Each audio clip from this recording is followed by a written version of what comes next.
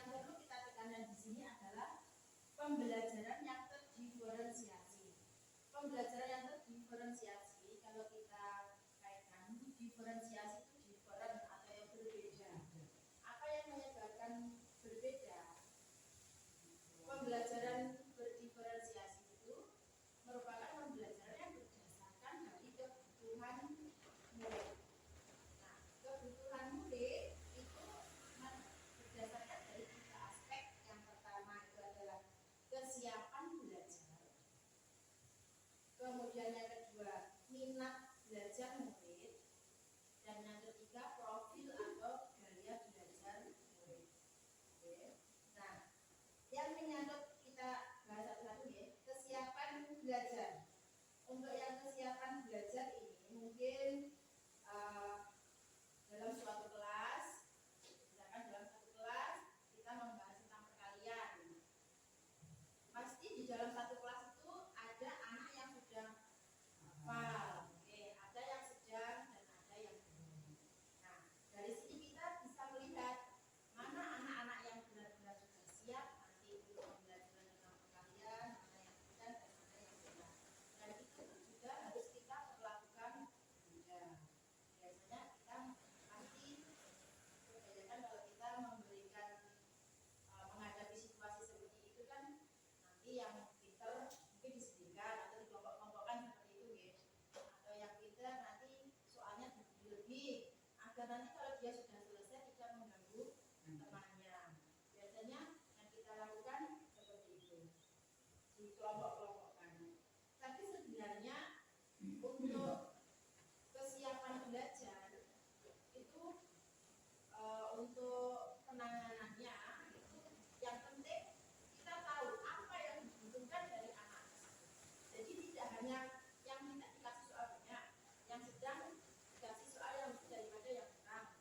Itu kalau itu kan hanya kita memberikan materi yang berbeda. Sebenarnya kita juga harus mengetahui kebutuhannya. Jadi yang pintar itu sebenarnya butuh apa selain dari perkalian ini. Mungkin kita terapkan ke dalam soal-soal yang berupa soal cerita. Jadi untuk pemahaman yang lebih untuk menerapkan perkalian. Mungkin yang sedang mungkin juga pendekatan beda. Atau yang kurang mungkin dia belum paham. Dia kebutuhannya apa? Memahamkan tentang teori perkalian. Demikian. Kemudian poin yang kedua,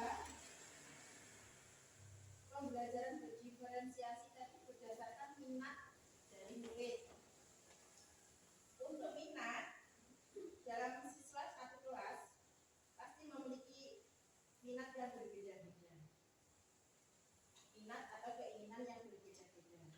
Nah, biasanya sebelumnya kalau kita harusnya itu masuk kelas, kita maunya apa? Itu kan anak-anak ditawarkan pembelajaran yang seperti bagaimana gitu. Nah, kita harus mencocokkan antara kebutuhan murid dengan keinginannya. Kita bisa menggunakan keterampilan-keterampilan yang bisa menjembatani antara bagaimana kita nanti menyelesaikan materi dengan bagaimana keinginan siswa dalam mempelajari gitu, minat murid ya. Terus kemudian dan yang terakhir, profil belajar murid. Profil belajar murid ini seperti gaya belajar murid. Setiap anak mesti memiliki gaya belajar sendiri. Misalkan ada anak yang dia dengan daya tangkap visual yang kuat, dengan melihat dia paham. Kita kan membutuhkan mungkin untuk mendukung pembelajaran dengan gambar-gambar. Atau anak yang mempunyai auditori, kemampuan mendengarkan yang kuat, jadi dengan diberi ceramah tentu dia paham. Ada yang terakhir dengan kinestetik, dengan gerak.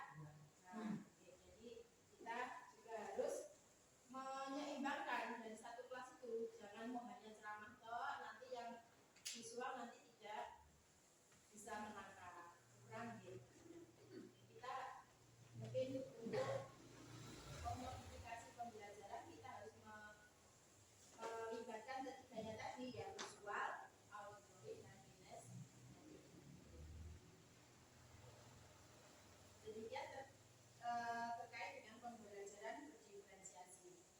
Pembelajaran berdiferensiasi ini tujuannya untuk mewujudkan profil pelajar Pancasila. Seperti yang sudah kita ketahui Bapak Ibu, profil pelajar Pancasila ada 6 elemen. Tadi tinggal berwarna.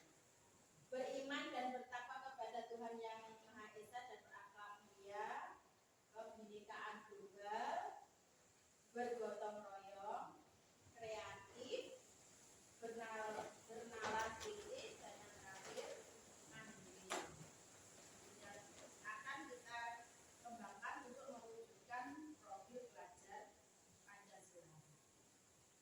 Nah, disiplin positif. Dalam budaya kita, makna disiplin itu dimaknai menjadi sesuatu yang dilakukan seseorang pada orang lain untuk mendapatkan kepatuhan.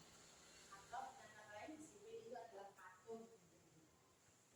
Kita cenderung menghubungkan dengan kata disiplin itu dengan ketidaknyamanan. Ketidaknyamanan itu karena disiplin itu memang sesuatu yang harus dipaksa. Sesuatu kalau memang belum menjadi kebiasaan kan memang harus dipaksa. Biar disiplin misalnya datang tepat waktu atau bagaimana itu kan masih kita dipaksa dengan aturan. Itu cenderung disiplin itu dihubungkan dengan sesuatu yang ketidaknyamanan.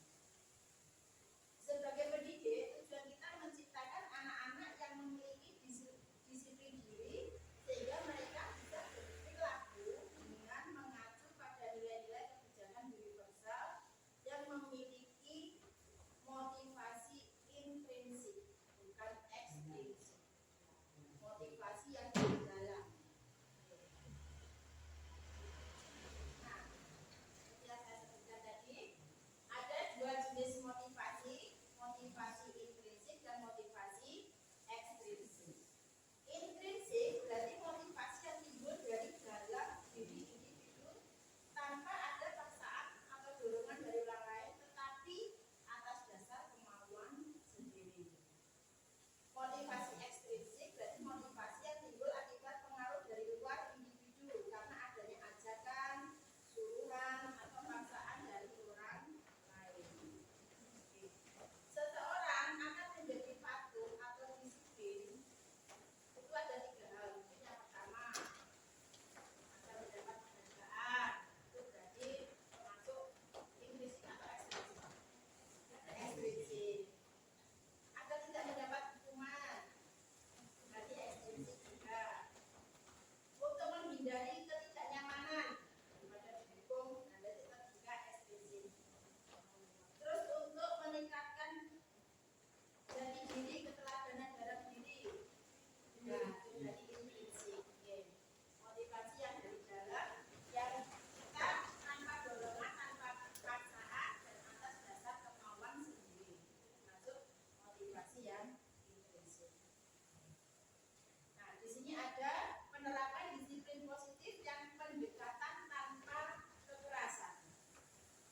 Secara umum, disiplin positif adalah suatu pendekatan untuk menerapkan disiplin dari dalam murid tanpa hukuman dan kajian.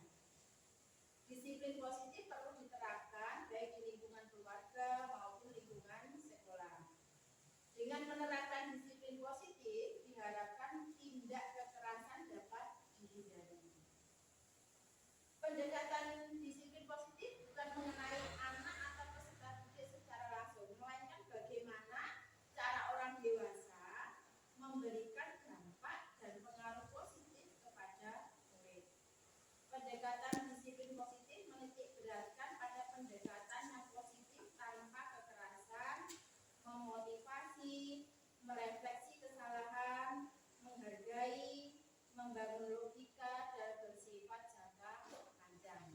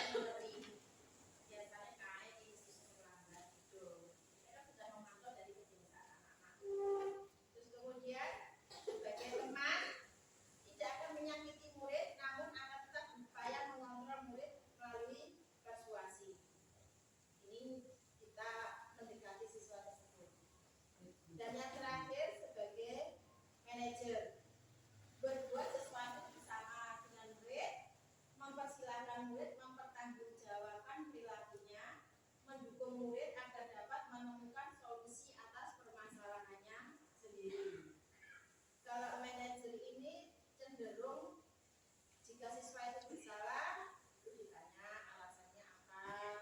Terus kemudian kita sadarkan dia kesalahannya apa. Terus kemudian yang terakhir solusinya apa untuk memperbaiki kesalahannya, kita kembalikan lagi ke muridnya. Jadi muridnya actionnya.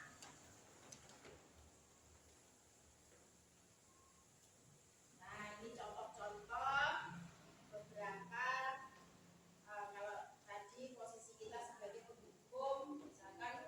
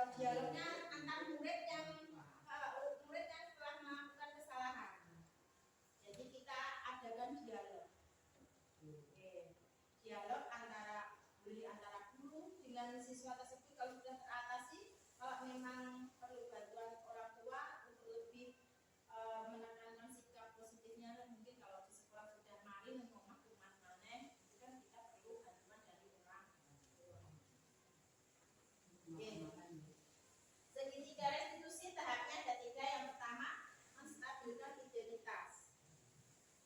Yang kedua, validasi tindakan yang salah. Dan yang ketiga, menanyakan keyakinan.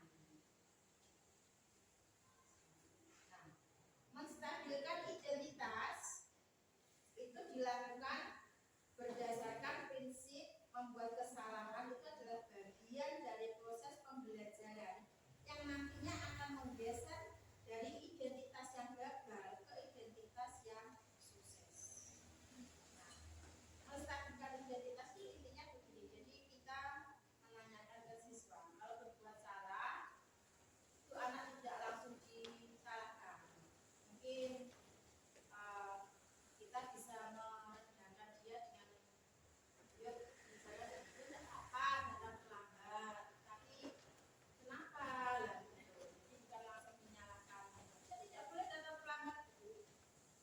Ya, kita harus menstabilkan agar nanti dia mungkin dia pas melakukan sesuatu itu kan emosinya anak mungkin sedang tinggi. Jadi kita kerjakan dengan menstabilkan identitas. Kemudian tindakan selanjutnya validasi tindakan yang salah.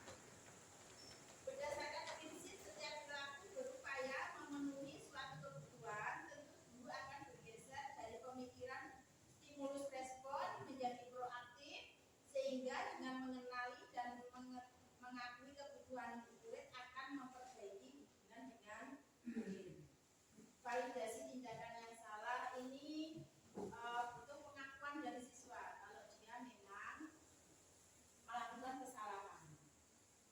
Nah, kalau siswa itu sadar karena itu hal yang salah, maka kita akan lebih mudah untuk mendekati anak tersebut karena dia benar mengakui kalau dia salah.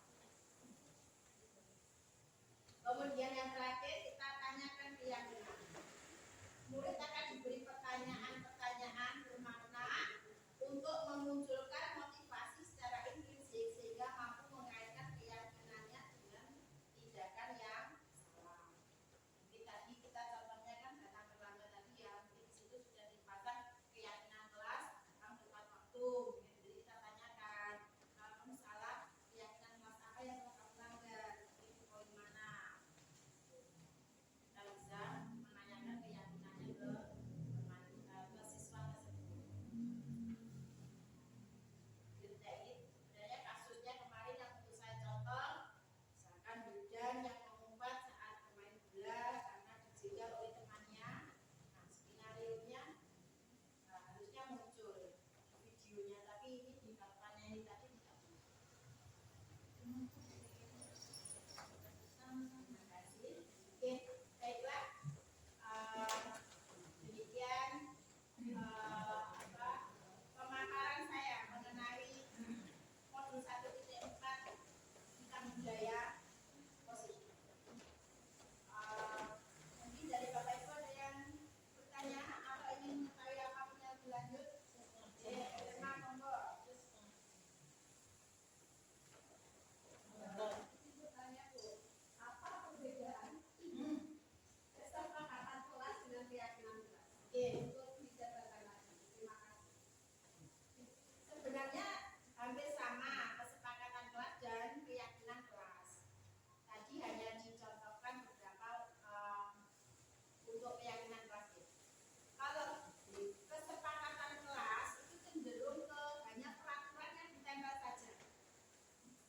Kesepakatan kelas tidak boleh ini gitu. Itu hanya berupa kalimat-kalimat yang menjadi aturan.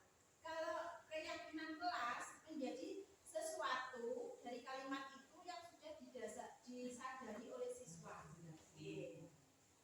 Cenderung ke siswanya itu lebih meresapi, misalkan lebih dari jalan, misalkan datang tepat waktu. Kalau kesepakatan kelas misalnya datang tepat waktu, kalau di keyakinan kelas juga datang tepat waktu kan harus dengan kalimat positif ya. Nah itu harus diresapi ke anak yang akan menjadi keyakinannya, oh bahwa saya itu harus datang tepat waktu, karena itu sudah menjadi keyakinan kelas. Jadi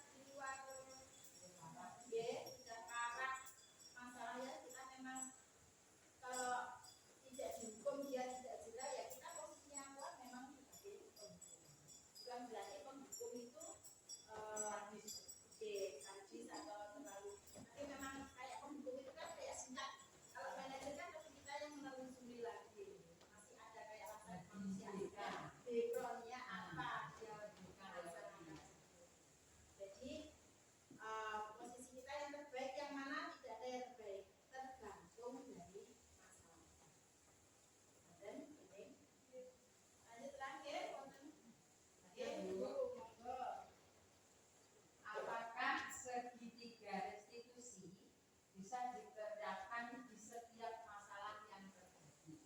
Oke. Kalau kita melihat lagi urutan dari segitiga restitusi tadi, yang pertama ada menstabilkan identitas, kemudian ada validasi tindakan yang salah dan menanyakan keyakinan. Mungkin ini untuk yang di masalah yang tidak berat dan tidak melanggar hukum, mungkin kita masih bisa melaksanakan. Apalagi kalau kita di SD, anak-anak kalau di SD itu kelihatannya masalahnya kan mungkin menjadi rumah, bimbing atau bagaimana, itu masih kita bisa menerapkan di segitiga restitusi. Kemarin juga ada yang tanya, itu siswanya itu sudah parah sekali, sudah dekat mencuri, dan tidak hanya di lingkungan sekolah, lingkungan masyarakat keluarga itu juga dia sudah sebenarnya di kajian operasional, tapi kan dia masih anak-anak. Nah, kalau kita menerapkan segitiga restitusi mungkin kurang mempan, istilahnya obatnya kurang mempan, perlu dosis yang lebih tinggi. Ya, mungkin merusak fasilitas saja.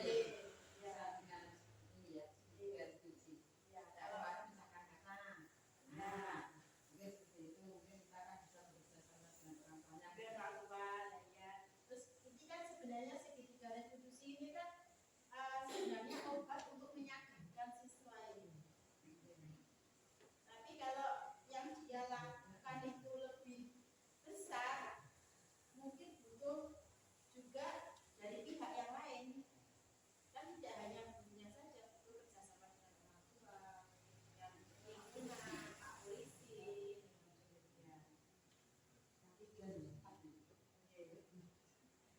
kemarin juga segitiga restitusi ini pun juga mungkin agak kesulitan jika dilakukan di kasusnya yang seperti yang diungkapkan Pak Samsul waktu kesini, muridnya yang itu potong pagar itu, nah itu kan sudah termasuk tindak kriminal. Yang mencuri, mungkin kalau ini anak-anak mungkin atau mungkin tidak dalam lambat, dan masih bisa kita selesaikan dengan pendekatan, kita bisa menerapkan segitiga restitusi. Oke, ada yang mau tanya? Ada.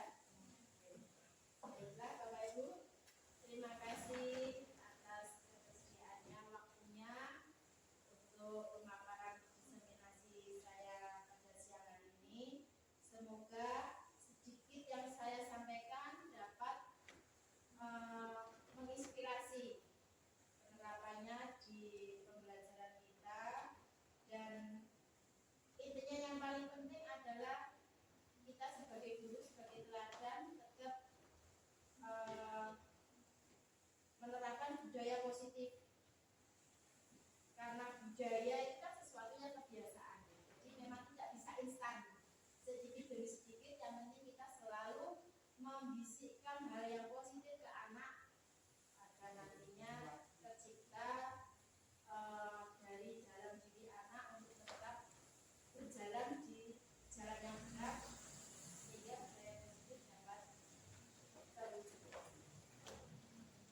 Terima kasih atas perhatiannya. Wassalamualaikum warahmatullahi wabarakatuh.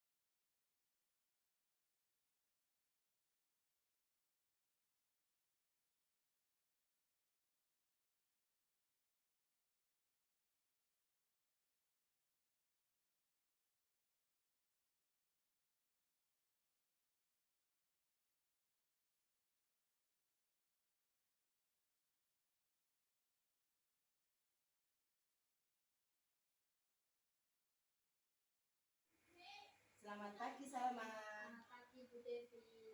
Apa kabarnya Salma hari ini? Ya Bu, saya sehat. Ya, sehat ya.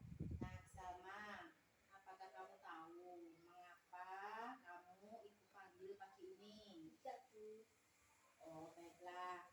Kemarin ibu mendapat laporan dari wali kelasmu. Katanya kamu mendorong Wisnu hingga terjatuh. Apakah kejadian itu benar? Benar Bu. Oh, kira-kira mengapa Salma melakukan hal itu? Saya marah pada Wisnu karena selalu tidak mau mengerjakan piket kelas. Ketika Wisnu akan masuk kelas, saya melarangnya dan mendorongnya keluar dan terjatuh. Nah, baiklah Salma, karena kamu marah, kemudian kamu emosi sehingga kamu mendorong Wisnu sampai jatuh. Nah, Salma, marah dan emosi itu boleh-boleh saja. Tetapi kalau mendorong teman sampai terjatuh, itu kan juga perbuatan yang berbahaya. Iya Bu, saya tahu saya salah. Saya mendorong Wisnu sekuat tenaga saya hingga dia terjatuh. Saya menyesal. Nah, dengan demikian, kamu tahu toh apa keyakinan kelas yang telah kamu langgar? Iya Bu, saya melanggar keyakinan kelas. Pelanggarannya di poin apa sama? Saya tidak menghormati teman. Oh iya, kamu tidak menghormati Wisnu. Walaupun Wisnu sebenarnya juga tidak mengerjakan piket. Nah, Salma, maukah kamu memperbaiki kesalahanmu? Ya Bu, saya mau memperbaiki kesalahan saya. Bagaimana caranya? Saya akan meminta maaf pada Wisnu. Terus, nah hal pertama yang kamu lakukan memang kamu harus minta maaf pada Wisnu. Terus kemudian nanti kamu nasihati Wisnu agar apa? Piket sesuai jadwalnya. Nah, kamu jangan marah, kamu harus sabar. Kalau Wisnu mengulangi lagi, laporkan ke wali kelas atau laporkan ke Bu Devi. Ya. Ya Bu, maafkan saya. Juga Bu, saya akan berusaha lebih sabar. Ya sudah sama, kamu boleh kembali ke kelas. Ya Bu, terima kasih. Nah, Salma, bagaimana perasaanmu setelah mendapatkan bimbingan dari Bu Devi? Saya merasa senang mendapatkan bimbingan dari Bu Devi. Saya menjadi menyadari kesalahan yang saya perbuat dan saya mendapatkan solusi untuk memperbaiki kesalahan saya. Saya merasa mendapatkan pengertian yang baik walaupun saya telah berbuat salah.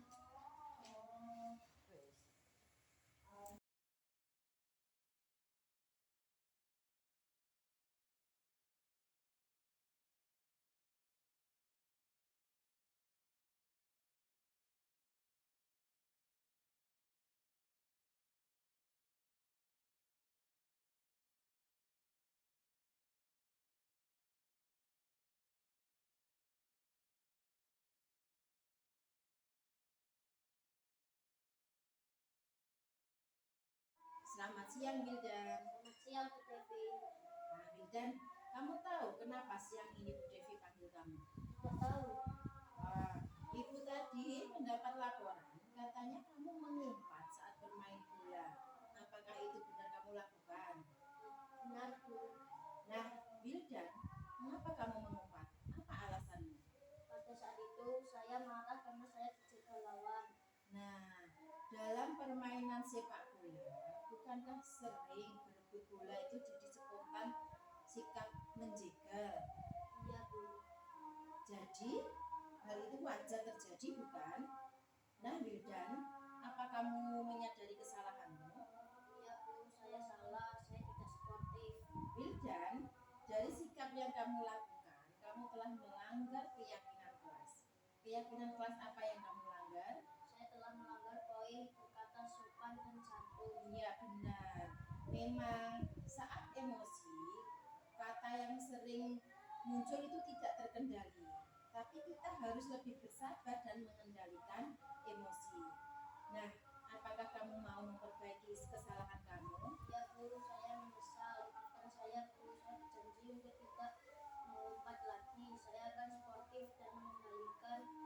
emosi saat bermain sepak bola lagi. Ya Wildan, ibu percaya kamu tidak akan mengulanginya lagi. Nah, karena kamu sudah berjanji, kamu harus lebih bersabar dan menjalin emosi yang bagus ya. Nah, sekarang kamu boleh kembali ke kelas. Ya Bu, terima kasih Bu. Assalamualaikum. Waalaikumsalam. Nah, Wildan, bagaimana perasaanmu setelah mendapatkan bimbingan dari Bu Devi? Saya senang mendapat bimbingan dari Bu Devi. Saya merasa dapat mengendalikan emosi saya